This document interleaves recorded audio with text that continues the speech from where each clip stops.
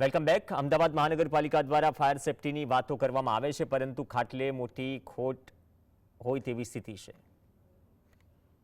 અમદાવાદમાં રહેણાંક અને કમર્શિયલ એકમો દ્વારા ફાયર એનઓસી રિન્યૂ કરવા માટે અરજી કરવામાં આવે છે, પરંતુ તેનો ઝડપી નિકાલ થઈ શકતો નથી। ફાયર સેફટી રિન્યુઅલની 4500 અરજીઓ પેન્ડિંગ છે અને આ મુદ્દે સ્ટેન્ડિંગ કમિટીની બેઠકમાં તાકીદ કરવામાં આવી છે।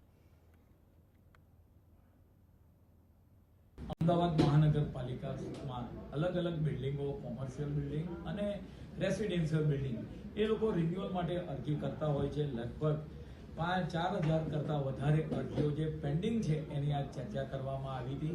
પરિણામે અમારા ફાયરના અધિકારી અને એફએસઓ ફાયર સેફટી ઓફિસર આની રિન્યુઅલ આપતા હોય છે તે લોકો વચ્ચેની એક મીટિંગ આગામી સમયમાં મળશે અને આ જે પેન્ડિંગ અરજીઓ છે 4000 કરતાં વધારે એ અરજીઓનો ઝડપથી નિકાલ થાય તે માટે કાર્યવાહી એમના દ્વારા કરવામાં આવશે।